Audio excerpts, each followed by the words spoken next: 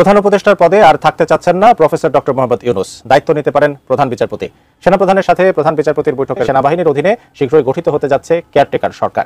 রীতিমতো এই প্রশ্ন কেউ কেউ করছেন, ডক্টর ইউনূস সরকারের পতন হচ্ছে কিনা, তার জায়গায় অন্য কেউ ক্ষমতা নিচ্ছে কিনা, নতুন তত্ত্বাবধায়ক সরকার, অন্তর্বর্তী সরকার নাকি সেনাবাহিনী ক্ষমতা নেবে। ইনফ্যাক্ট অনেকগুলো ঘটনা গতকাল ঘটেছে এবং এই আলাপগুলো আসলে কেন তৈরি হয়েছে সেগুলো নিয়ে কিছু কথা বলা খুবই জরুরি। অত্যন্ত স্পর্শকাতর একটি বিষয় নিয়ে আজকে আলোচনা করব।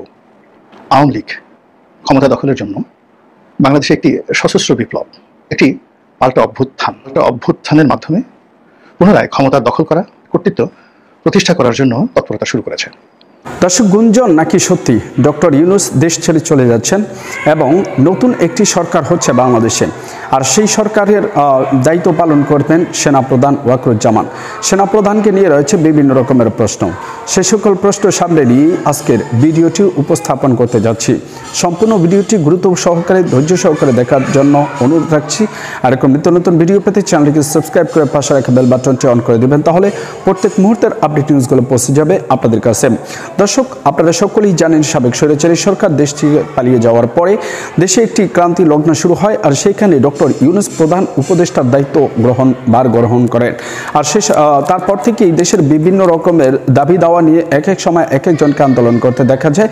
শেষ পর্যন্ত নির্বাচনের পূর্ব মুহূর্তে ডক্টর ইউনূসকে নিয়ে যে সকল প্রোপাগান্ডা কিংবা তথ্য ছড়ানো হচ্ছে সে সকল তথ্য ভুল প্রমাণিত বলে মনে করছেন অনেকেই। বিস্তারিত আজকের ভিডিওতে ধৈর্য সহকারে দেখতে থাকুন।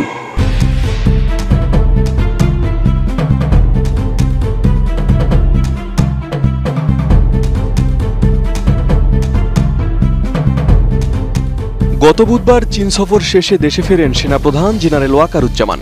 এরপরই গুঞ্জন ওঠে প্রধান বিচারপতি সৈয়দ রেফাত আহমেদের সঙ্গে গোপন বৈঠক করেন তিনি। সেই খবর ছড়িয়ে পড়ে সামাজিক যোগাযোগ মাধ্যম সহ বিভিন্ন গণমাধ্যমে। এই গুঞ্জনের ভিত্তিতে সামাজিক মাধ্যমে অনেকে দাবি করেন দেশের রাজনীতিতে আবারও নাটকীয় কিছু ঘটতে চলেছে। দাবি করা হয় প্রধান উপদেষ্টার পদে আর থাকতে চাচ্ছেন না ডক্টর ইউনূস। দায়িত্ব নিতে প্রধান বিচারপতিকে আহ্বান করেছেন সেনাপ্রধান। এদিকে রোববার বিএনপি, জামায়াত ও এনসিপির নেতাদের সাথে বৈঠক করেছেন প্রধান উপদেষ্টা। আবার সোমবার প্রধান উপদেষ্টা ও রাষ্ট্রপতির সাথে সাক্ষাৎ করেন সেনাপ্রধান জেনারেল ওয়াকারুজ্জামান। সবকিছু মিলিয়ে সেই গুঞ্জন আরো চাউর হয়। অনেকে দাবি করেন সেনাবাহিনীর অধীনে গঠিত হতে যাচ্ছে কেয়ারটেকার সরকার। RICL TMX, যুগের পর যুগ স্থাপনা থাকে মজবুত।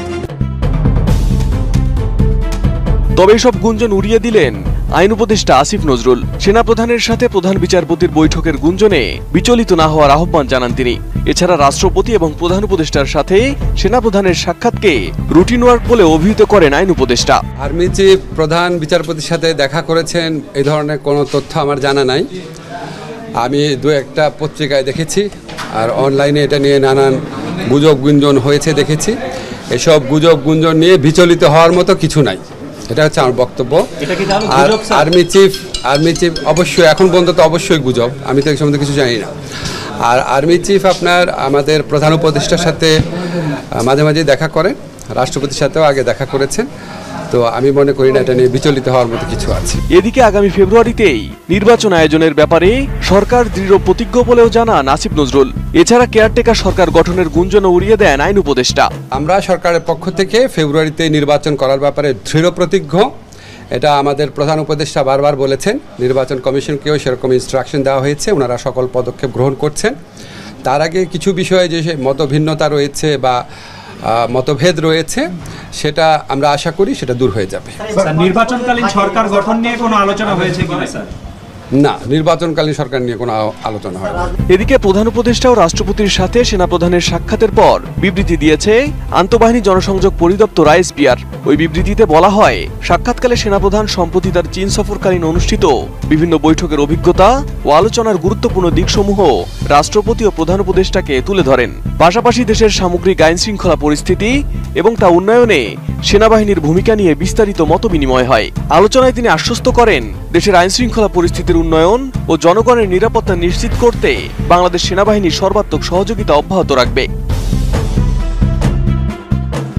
এছাড়াও সেনাপ্রধান সেনাবাহিনীর অভ্যন্তরীণ চলমান উন্নয়নমূলক কার্যক্রম ও ভবিষ্যৎ পরিকল্পনা সম্পর্কে রাষ্ট্রপতি এবং প্রধান উপদেষ্টাকে অবহিত করেন। রীতিমতো এই প্রশ্ন কেউ কেউ করছেন, ডক্টর ইউনূস সরকারের পতন হচ্ছে কিনা, তার জায়গায় অন্য কেউ ক্ষমতা নিচ্ছে কিনা, নতুন তত্ত্বাবধায়ক সরকার, অন্তর্বর্তী সরকার নাকি সেনাবাহিনী ক্ষমতা নেবে। এইসব আলাপ টালাপ ছড়িয়ে পড়েছিল। ইনফ্যাক্ট অনেকগুলো ঘটনা গতকাল ঘটেছে এবং এই আলাপগুলো আসলে কেন তৈরি হয়েছে সেগুলো নিয়ে কিছু কথা বলা খুবই জরুরি। এবং অনেকগুলোই গুজব আছে, মানে গুজব অন্তত ইন্টারপ্রিটেশনগুলো এক ধরনের গুজবের মতো ছিল, ঘটনা নিয়েও হয়তো গুজব ছড়িয়েছে, কিন্তু কেন এটা ছড়ানো হয়েছে, গুরুত্বপূর্ণ লোকজন নানা রকম কথাবার্তা বলেছেন, সেসব নিয়ে একটু কথা বলবো। কি কি ঘটেছে তার আগে এটা একটু দেখে নেওয়া যাক। প্রথমত, প্রধান উপদেষ্টা ঘোষিতভাবেই 3টা রাজনৈতিক দলের সাথে বৈঠক করেছেন।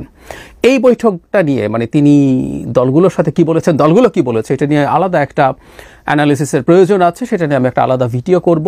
কিন্তু এটা একটা খুব গুরুত্বপূর্ণ মজার ব্যাপার, তার বৈঠকের এই ঘটনার পরই হঠাৎ করে একটা খবর ছড়িয়ে পড়ে যে প্রধান বিচারপতি বৈঠক করেছেন সেনাপ্রধানের সাথে। প্রধান বিচারপতির বাসায় গিয়ে সেনাপ্রধান একটা বৈঠক করেছেন, এরকম একটা নিউজ আসলো, তারপর সেটা বিভিন্ন জায়গায় ছড়িয়ে গেল।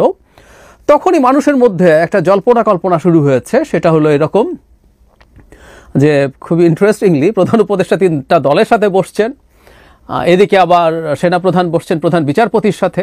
কারণ প্রধান উপদেষ্টা কি তাহলে 3 দলকে তার পদত্যাগের কথা জানাচ্ছেন? তিনি নাখোশ আছেন, তিনি এর আগেও একবার পদত্যাগ করতে চেয়েছিলেন। আর সেনাপ্রধান গেছেন প্রধান বিচারপতির সাথে বসে পরবর্তী করণীয় ঠিক করতে, মানে এরকম নানান ইন্টারপ্রিটেশন। এবং এর মধ্যে একটু ঘি ঢেলেছে আমি বলবো আমাদের খুবই পরিচিত একজন মানুষ জনাব মুস্তফা ফিরোজ, তিনি তার চ্যানেলে সম্ভবত এই ধরনের একটা কথা বলেছেন, পরে দেখলাম সেটা নিয়ে অনেকে আবার নিউজ করেছে, ফটো কার্ড বানিয়েছে। তিনি আগের দিনই বলেছেন ডক্টর ইউনূসের এই বৈঠকের আগে যে এখানে ডক্টর ইউনূসের নাকি ভাগ্য নির্ধারিত হতে যাচ্ছে। আমি জানি না তিনি তার ভিডিওতে ঠিক এক্স্যাক্টলি কী বলেছেন, কিন্তু ওনার এই ধরনের মন্তব্য তিনি যদি স্পেকুলেটও করে থাকেন সেটা আসলে খুব বড় প্রভাব ফেলেছে এবং দেশের স্টেবিলিটির জন্য প্রবলেম তৈরি করে এই ধরনের স্পেকুলেশন হয়তোবা।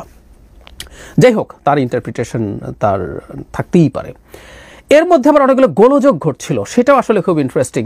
আমরা খেয়াল করেছি যে নূরের উপরে হামলার পর হঠাৎ করেই গতকালের আগের রাতে চট্টগ্রাম বিশ্ববিদ্যালয়ে একটা ব্যক্তিগত দর্শক, এতক্ষণ পর্যন্ত আপনারা দেখলেন যে একটি টিভি চ্যানেলের প্রতিবেদন, যেখানে বলা হচ্ছে যে এটি নিছকই একটি গুজব।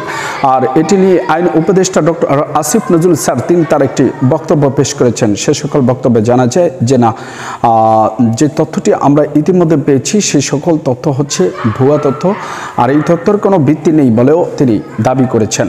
আপনাদের কি মনে হয় দর্শক, ডক্টর ইউনূস কি দেশ ছেড়ে পালিয়ে যাবেন নতুন সরকারের হাতে রাষ্ট্র তুলে দিয়ে, কিংবা নির্বাচনের পূর্ব মুহূর্তে ইউনূসের এই ব্যর্থতাকে তিনি স্বীকার করবেন? আপনাদের মতামত জানাবেন কমেন্টস বক্সে। আজকের মতো এখানে বিদায় নিচ্ছি, দেখা হবে অন্য কোনো ভিডিও। ততক্ষণ পর্যন্ত সকলেই ভালো থাকুন, সুস্থ থাকুন। আসসালামু আলাইকুম ওয়া রাহমাতুল্লাহ।